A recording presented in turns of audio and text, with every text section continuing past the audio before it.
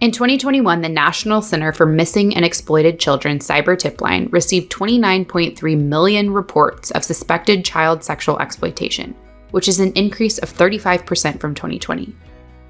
From Rania's book, The Online World: What You Think You Know and What You Don't, to Jenn's direct work with victims who have been exploited, many beginning in the online space, both Rania and Jenn have heavily focused on education about the dangers present on the internet. Today's conversation with Yami Pence feels like three online safety powerhouses coming together to deliver a vital message to parents about raising kids in the digital age. There is evidence that pornography in general triggers a lot of this. Just FYI, in regular adult pornography, like confirmed adults, the word teen and the type where it's the cheerleader, the babysitter, that's where this all starts. You would call it legal CSAM, because it's technically an adult, but she looks like a child, and that is the seed being planted, and then it just got worse over time. And now the majority in the reports, because we would get neck reports, okay, so I would get hundreds and hundreds a month, and I would have to go through them. Almost all of them were toddlers and little kids, and babies.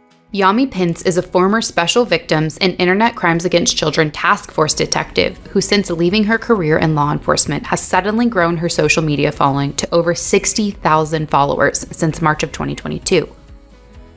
Yami uses her professional expertise combined with her life experience as a mother of two to spread awareness and education about the dangers of the online world. Today, Rania and Jenn talk with Yami about child sexual abuse material found online, sextortion, what all parents need to know about the online space, and more. Without further ado, here are your hosts, Rania and Jenn. Welcome to the Balanced Voice podcast. I'm Rania Mankarios. Jennifer Homan. I'm so excited to be here. I have a little bit of a cold. It's okay. I'm sorry. But we are thrilled to have today's guest, Yami Pence. She's visiting us from Florida. So interesting. Yami served as a police officer in Florida for 7 years, working specifically with the ICAC division, Internet Crimes Against Children. She was a detective and investigated child sex abuse cases in person and online. Left in 2021 to pursue an online career where she shares everything she knows about keeping your kids safe online through these digital assets that are shareable, that are so good to share with your community. If you're a parent, if you have friends who have kids, it's such important content. Jennifer. And they're engaging. They're engaging too. She has great memes, kind of like, and her videos are very relational. So I found her content to be really, you can share it with your kids and not feel like it's stuffy and they wouldn't understand what's going on. Great job, Yami.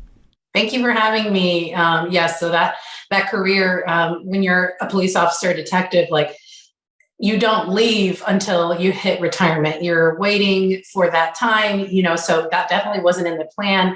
But at the same time, it was a very clear unction, a clear calling from God, is what I call it, to leave. And, the whole time, I'm so passionate for protecting children and putting the bad guys away, protecting the children by putting the bad guys away. But there is something that I saw in my career is that the parents had every single time. It wasn't just kids that, lived in a foster home or something, or in a home where they care for children that are placed in the foster system. It's kids with parents who love them. And it's lack of knowledge, it's lack of education, it's lack of awareness. And so we saw that as detectives, and having all that training, I was like, why would I quit this job where I'm successful? Why would I do that? And, the main reason was to be with my kids. But as I spent time with them, I'm like, I know all this stuff. I know all this information that can help other parents. I must share it. So that is, now I understand why I went through everything I went through, why I did the career that I did, so that I can come at it from a preventative standpoint, because we don't even want our kids to have to come into the police station and make a report. We want that to be completely preventable, and it can be. It's probably also very therapeutic for you, right, Yami? I mean, you almost have secondary trauma from the information that you see or the people you come across who are the worst of the worst predators in the world. So hopefully it's therapeutic for you too, to feel like you're, still doing something with all that crazy information you've got in your head. Absolutely. Part of what ICAC detectives have to see is CSAM, which is child sexual abuse material. And to see that kind of material when it goes from babies to teens and everything in between. And unfortunately, the trend now is much younger. It's when I was there, it was all babies and toddlers. Like it was, and that was an unexpected thing. You go into that career, these things happen, but you don't expect to see them into the massive quantities, the mass amount of that on a screen. Like you really do not expect that is the reality, and that's what is the reality. So you're exactly right. So to be able to be online and warn parents and even teens, I actually did not love TikTok, but I went on there at the suggestion of another ICAC detective, retired detective friend. He's like, get on there. It's a lot of reach. And I'm like, ooh, like I didn't really want to, but I have since had several teens find me on there because that's their app, and they're in the middle of being sextorted, and they will not go to their parents because they're afraid of shame. They're afraid of getting in trouble and being blamed for it. And I'm able to walk them through as best I can away from harming themselves, giving them resources, giving them ways to report, ways to, make the abuse stop, and, support in that end. So that's why I stay on even TikTok, because it's not my favorite app, but clearly I'm there for a reason. So it's like a love-hate relationship, really. I mean, I think we need to use social media. Yeah, I do too. We can talk about all the negatives and all the horrible things these platforms allow, but we also can be there providing light and information and positive content. As we were preparing for this Technology Review, a 2022 article said the U.S. now hosts more child sex abuse material online than any other country. And you're talking about seeing cases with babies being sexually abused and exploited. Why is there a market for content in the abuse of babies? I'm never going to understand this. I mean, it's a very sick individual that wants to see that. But what happens is, okay, so what we noticed, this is my career, but there is evidence that pornography in general triggers a lot of this. And then you have younger kids being exposed to this, like in their teens and even younger. And then they're exposed to, CSAM, but it's of teenagers, right? And then eventually that's not good enough anymore. And this person is aging. So they're exposed via the internet, via social media, via whatever. And this addiction starts. Okay. And then they stay stuck at that age, and they only want younger now. And then they're going younger and younger. And then, so the people who have always abused children, right? Like say, like there's a population of people that have always abused children. Now they realize, oh my gosh, there's other people like me on the internet. Like they're sharing it. They're sharing it on Kik, on WhatsApp, on even Facebook and Instagram. And wherever they can, they're finding each other by like little, emojis and, like words that mean different things. And they're finding each other, and then they're building trust with each other. Like you're a pedophile, I'm a pedophile, let's trade content. And they will build trust by sending each other this stuff, because they could be arrested for sending that. So if I'm going to send something or they're going to send something, then I can trust this person. And so the young, like basically they egg each other on. And so it is a supply and demand thing. And then they encourage each other to go find a younger and younger child to abuse. It's very disgusting and horrific to even say. There's a couple things. I think the movement towards calling pornography with children child sexual abuse material was just recent, right? Yeah. Before it was called all pornography. Yeah. So in some ways it desensitized the predator to be like, this is just porn. Yeah. This is not abuse material. So I think that was a good movement and migration, right? Right. Now, I do a number of interventions, and I can't tell you in the past 2 weeks, and I think maybe God puts this in my way to build up for things, but where just recently a young man was addicted to pornography, and he started looking at pictures and then videos and played that out on his sister. So then his tiny sister is who he played what he was seeing online onto. Yes. And then of course, if somebody else is the predator and chatting him up, they're going to ask him to share those pictures. So, and then the predator, I think, but tell us, Yami, is it a majority of the people that are online and these predators that are wanting that extreme perverse material? Or do you think what's the demographic look like? Well, just the numbers alone. Well, let me go back really quick. The pornography thing, just FYI, in regular adult pornography, like confirmed adults, the word teen and the type where it's the cheerleader, the babysitter, that's where this all starts. Like even normal people that go seek out, like you quote out normal people that go seek out pornography, a huge amount has violence, has rape, and has the word teen in it. Okay. So you would call it legal CSAM, because it's technically an adult, but she looks like a child. And that is the seed being planted.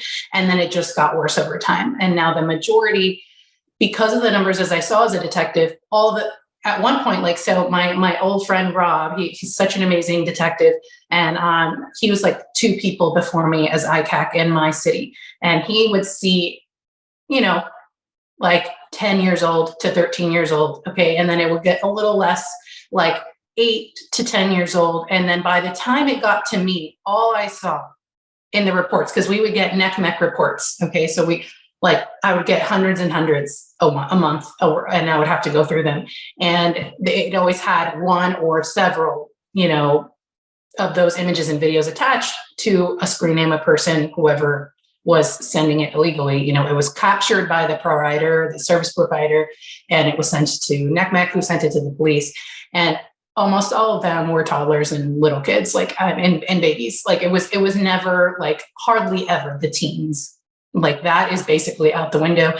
That's like as easy to get as anything else now. And they want the stuff that's hard to get. So it's very devastating to a normal person can't wrap their head around why, I like to use the word demonic. Other people can use other terms, mentally ill, like whatever you want to call it. It is a massive problem because, like, they're even showing it to the kids. So they're so they're trading it with other pedophiles, and then they're going on TikTok, Snapchat, Instagram, Facebook, and all the other places that kids are at, even Roblox and Minecraft and Fortnite.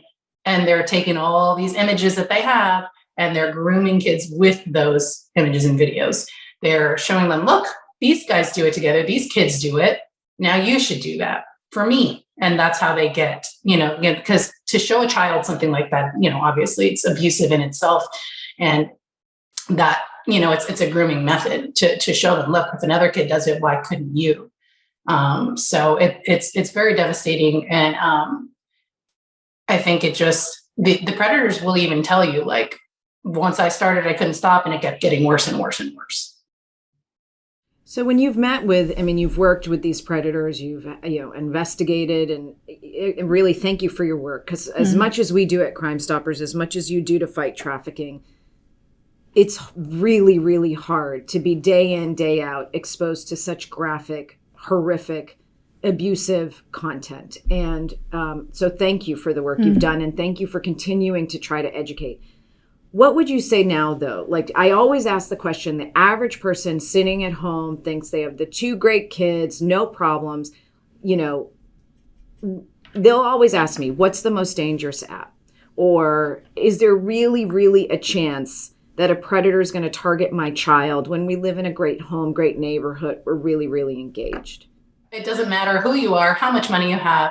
There's an awesome woman named Lisa. And she has a football family, like a professional football family. And she has her own platform. You could probably interview her someday. She's amazing. And she stuck her neck out there and shared her story about what happened to her daughter on Roblox. And this is a children's app. She's 13 years old. And it spiraled after that. It wasn't, it was very intense. And she tells her whole story. I recommended her. Her tag is Life According to Lisa. And this is a woman who absolutely adores her children. She dedicates her life to her kids. You can see that as they're successful right now, the adults, and they're just a beautiful family. And everybody, like, they're just so lovable there, and they love their kids. You can see it oozes out of them. And there is no way that these kids are neglected in any way, yet still this could happen. Okay. So every child is at risk if they have access to the internet, and you can set rules and boundaries. And what happens is that kids aren't perfect. And even the best kids with the best grades, they're not perfect, and they will make mistakes. We all made mistakes as children. We just didn't have access to this craziness. These are 500,000 predators a day on the internet, hunting for kids. I call them, they're fishermen, and they're literally casting out lines, and they got multiple rods, and they're just waiting for one to bite. And sometimes they've got several on the line, and they will not stop. Thank you to our season 5 sponsor, FlipLock, for making this episode possible. FlipLock was created as a nationwide, straightforward solution to protect your people, whether it be in universities, dorms, daycares, hospitals, or even government buildings. We're proud to have such a strong and like-minded sponsor this season. Check out FlipLock at fliplock.com. That's FlipLock.com.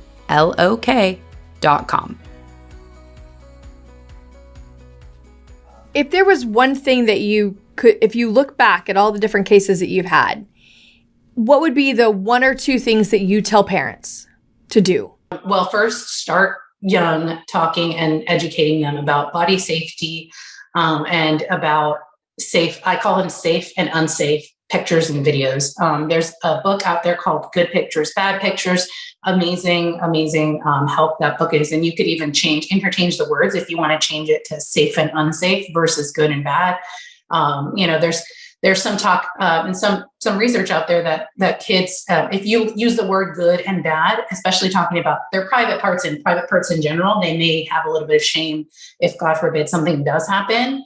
They are going to look at themselves as bad. So if you just say that something is safe or unsafe, it's a little safer in general. They don't feel any shame into something that happens, either whether they chose to log on to a website or whether something was exposed to them. Their instinct is to hide it immediately. They're afraid of getting in trouble. They're afraid of getting their devices taken away. They don't want any negative repercussions, even if a mistake was made and even if they were exposed to something.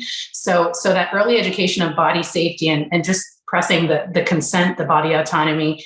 And, I even say change in diapers, especially in the toddlers. If you let them know, I'm changing your diaper, you've got, your diaper is soiled, diaper is dirty, we got to change it. Only mommy does this. I got to wipe you now. Just by telling them what you're doing, even if they don't fully understand you, just that moment. And then you continue it all the way, all those years through. And okay, you're on the potty, got to wipe you now. Is it okay that I wipe you? And you just really give them that confidence and that body autonomy. And this is my body, even though some things do need to occur, like getting bathed, teeth brushed and all that stuff. I still have a say in what happens to my body. That's step 1. And then step 2 is giving them the proper words for their body parts and making sure they understand them and what privacy means, why they're private. Then you move on to, okay, are other parts okay to touch or not touch, even if they're not private? And then you get to sometime before they grab a device, an iPad, a kid's game, an Amazon Fire tablet, whatever you think is the most locked down device, tell them about the safe and unsafe pictures and videos. And it sounds a lot nicer than saying pornography or CSAM to them. So it's such a gentler way to go about it. Okay, these things are private and they're also private and they should not be on a screen, period. End of story. They just shouldn't be. My dad taught us to say, literally, all 3 of us, we were taught to say as little kids, don't touch my private or I'll beat you up. Maybe that's why I'm such a hellion at this point. Mm-hmm. You're going to have to bleep that. It's okay. Keep going. But literally, at such a young age, my dad was and my sisters, so we're all we didn't have any of that growing up. Oh, we never had those parents, conversations. But we had the creepy uncle. Oh, okay. So we had the creepy uncle. Actually, we did too, now that I think of it. Wait, we totally did. We had the creepy uncle. And so my dad was we would have big family, we're Persian, so we have big family get-togethers or whatever. And he was a grand uncle. My uncles are watching this. You're not saying which one. It was a great uncle or whatever. And so my dad, whenever he would, talk to us or whatever, or my mom would give us a bath, don't touch my private or I'll beat you up. And literally lived that throughout our lives. But what's interesting, Jen, and I think what Yami talks about too, is the evolution, hey, we're just friends, to oh, I'm so sorry, I didn't mean to touch to come on my lap, or let me tickle, your hair. It's a very subtle evolution that before you even know it, you've been fondled. But the other thing too is that's not just in person. Now, how do you say? Well, that's the big don't problem. show somebody's. Don't if somebody asks you to share your private online or in a picture, tell them you're going to beat them up. I mean, how do you? It doesn't work. It doesn't work. Yeah, especially when nudes are the new first base. That's right. And it was interesting. I was asked to intervene in someone that I used to work with that's in the industry, and the first thing I did is tell them to go download your book. I said, I said, have you said anything to your child yet? And she says, we found this information. Somebody is grooming, we believe grooming our daughter. And I said, have you said anything yet? And she said, no. I said, don't. Wait a second. I want you to read this book first, because you have to be on the same page with the strategy of how are we going to teach this child to use social media, because you can't just ban it. Yeah, you can't ban it. And then, but walk them through getting enough information to figure out what stage of the grooming process they're in, and then figure out how to, one, help your child, and two, get the damn criminal. Mm-hmm. So it's a touchy situation. It's a hard thing for us to get our head around when we were talking about stranger danger. Yami, you talk about tricky people. So I do. I use tricky people for younger. I mean, just, as long as they can understand what that means, you go for it. And then you just, this is with everything you teach. You have them regurgitate, have them repeat. And until they can do it like in a way, when you ask them what is a tricky person and they can tell you, then you move on to the next thing. But tricky people is what I say for predator, because I don't want to say the word predator to a small child, especially because predator can actually paint the picture of a creepy guy that wears like dark colors and creeps around at night. Like, no, tricky people can be anybody. And that's what I teach children, is that tricky people can be anybody. And it could be another kid. It could be an adult. It could be someone in charge. It could be a family member. It could be absolutely anybody. And it blows. Like, I was teaching my nieces and nephews. They're homeschooled with my sis. And then, whenever I can interject, I do, and she loves it. So, and I just talk to them the same thing over and over. And these are a 5-year-old, an 8-year-old, and a 9-year-old. And I will give them these concepts: consent, body autonomy. What are their private parts? Should somebody touch you on your upper thigh? Is that private? Like, these are really good questions, because it's not private, but should anybody touch you on your upper thigh? No. And it's funny because they intuitively know, like, that's close to my sensitive areas, and then I say, well, what if I want to touch your shoulder and you don't want me to touch your shoulder? And that's another thing. So it's so fun to have these conversations, because they are so smart and they get it. And, and you don't have to scare them. Like, I was just terrified that I forgot the word in Spanish that they used as a child for me, but they would say basically like stranger danger, in a way that someone's going to come snatch you up. Be careful, like, which is so the statistics of that happening are so very low. It is over 90% the people that we know. And, I wish that, there's someone very close to my family that this happened to. I actually walked in on her being abused by the babysitter's husband. And this is where my whole life began of fighting against this. So, I was like in 3rd grade and she was a little older. So it's just one of those. You walked in, say that one more time. What happened? So we were at a babysitter's home, and it was just a family friend, as always. And, a mother, a father, husband, wife couple worked with my mom, worked with my dad, just the people that you would trust with your kids, right? Assumingly they have multiple kids, it's all good. But it's not all good. The dad was abusing this family member of mine, and I walked in on it. He had been grooming her for a long time. Abusing that whole closeness of like, okay, hug and kiss everybody, hello and goodbye type of thing. And just using those moments to groom her. And then it was like late night. My parents were doing some kind of like private party. And I walked in, I went to go like tell my sister something. She was napping. She was supposed to be in there alone. And I walked in and he was in there abusing her. And I, as the age that I was, I didn't know what I saw. And I mostly just saw him like move away. His reaction was to like pretend he was organizing a shelf. It was ridiculous, but I'm a little kid, so I didn't know what I saw. So in that moment, nothing really happened except for that I interrupted it from getting any worse. And, eventually that person, my family member, was able to tell somebody who told somebody else, and, the police were able to get involved. But that's where this all began.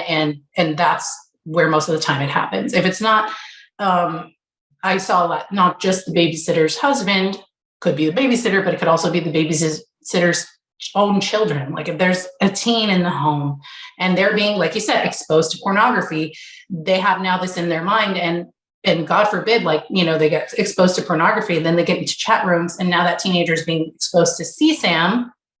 So, and then now they're like, well, how do I process this? He's not going to ask his parents about it. And he goes and processes that with a child. And especially the older they are, the more that predatory it is. Of course, it's all abuse. This kind of gets us to sleepovers. Oh yeah. So how what is your family's perspective on sleepovers? Go to sleepovers. Yeah, mine either. I mean, never. I think my oldest daughter was allowed one time because we know the family really well. Unless it's like my best friend that we are basically the same family. There's no sleepovers. But I want to. Can I ask a question? Yeah. Yami, you now again have worked both sides. And the predator, let's take a minute to define the predator. The predator can be the creepy person on the other end of a computer. The predator could be the babysitter, the babysitter's husband, a teen, a sibling. Predators can be anything.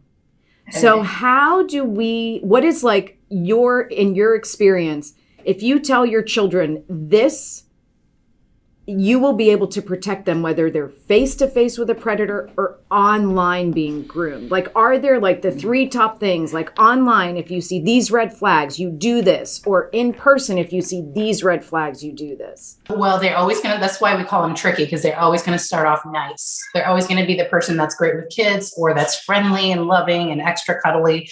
And they're always going to be extra nice online. They're going to tell you everything that you want to hear. This is going to be your best, like someone's turning into your best online friend, or telling you that you're beautiful, whatever it is, they're going to be very agreeable with you. And, and it's hard to explain that to a child, but that's why I said they could be really nice, really friendly. They could like the things that you like. But as soon as they start to cross your boundaries, your body safety boundaries and rules, the private part rules, they start to ask you for things that make you feel uncomfortable. As soon as you start to feel, there's like a bunch of, there's a list of ways that your body can respond to fight or flight. And as soon as your body starts to respond, as soon as you feel uncomfortable, and as soon as they ask anything regarding your private parts, picture, or they start to touch you in a certain way that is, it's not safe. I always say, tricky people or unsafe people will ask you to keep secrets, they will cross those body safety boundaries, and they will try and show you things that you shouldn't be looking at. They will try to show you those unsafe pictures that we talked about. And those are ways that that this person is not just a regular person, they're a tricky person, an unsafe person. That's for kids. And it's hard because it's really not their job to keep themselves safe. So that's what I try to emphasize. It's not their job. It's honestly on us, and we got to do the digging before we leave our kids somewhere. We got to have these hard conversations. So it's online if someone's nice to you, and then starts showing you things or asking you things they know they shouldn't.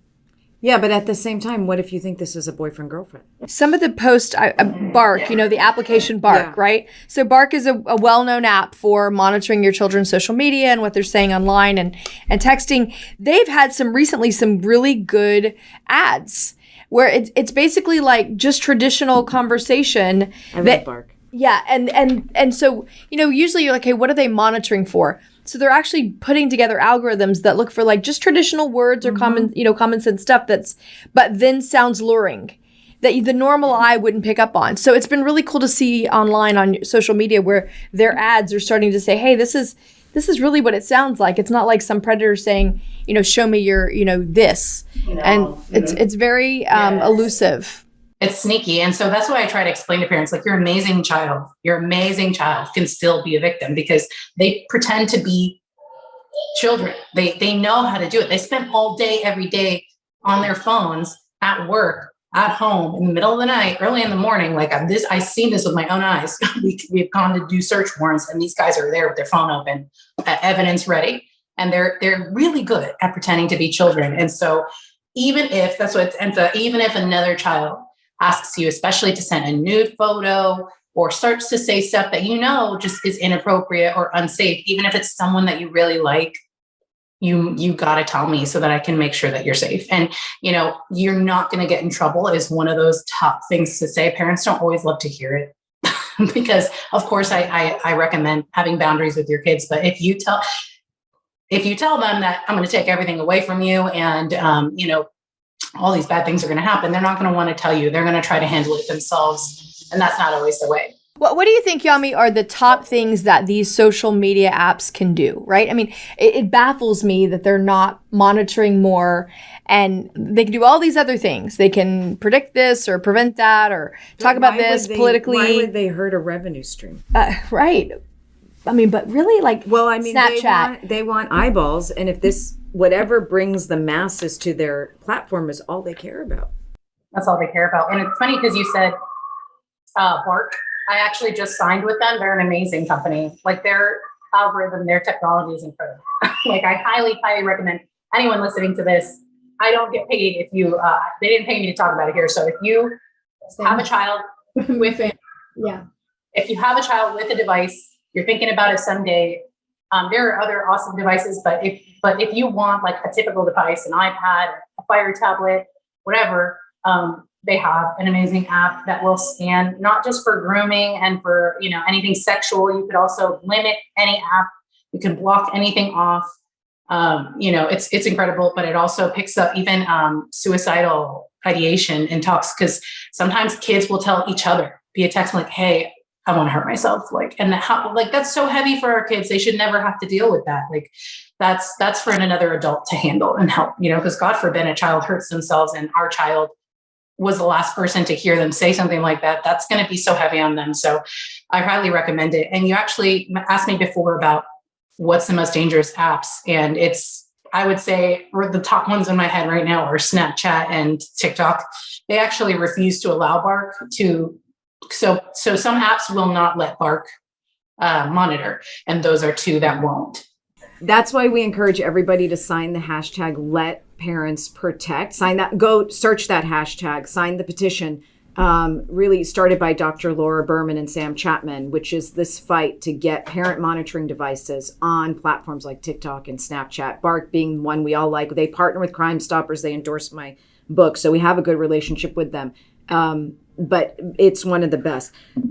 Can I ask one last question before we wrap up with you? When we go speak to, and I do a lot of online safety conversations to parents, and I just did one last week, and a mom at the end pulled me over and she said, "Listen, I got to be honest with you. I'm so thankful that none of this applies to me because my kids are not allowed to be on technology."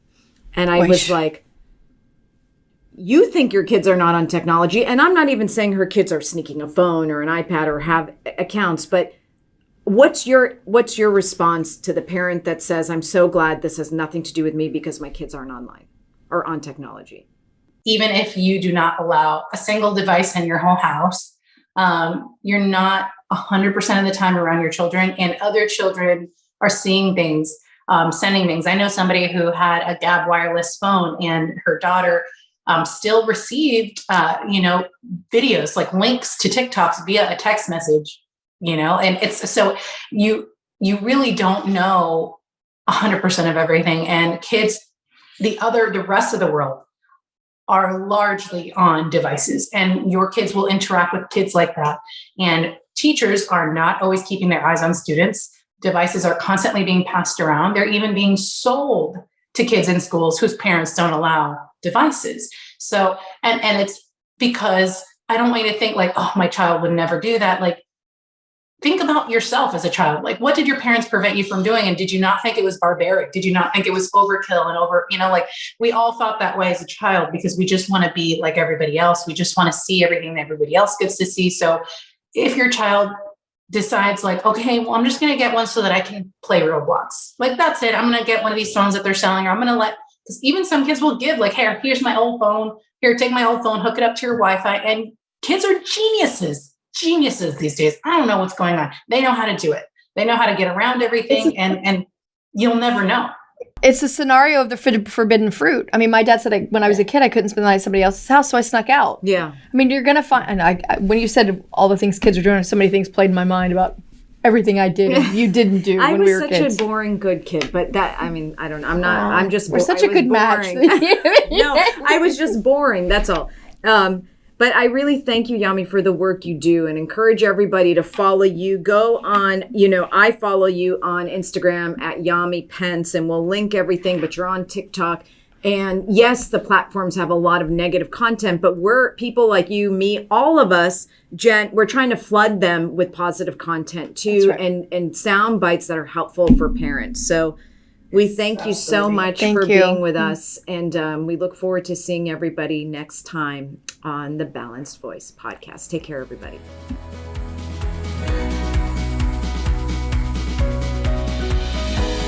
Thanks for tuning in to today's Balanced Conversation. You can find real solutions and tangible resources in our show notes at thebalancedvoicepodcast.com. To join the conversation, follow us on Instagram at The Balanced Voice Podcast and on Twitter at @BalancedVoice_. Stay up to date on Rania's work by following her at The Rania Report, and we can't wait to see you next week for another Balanced Conversation.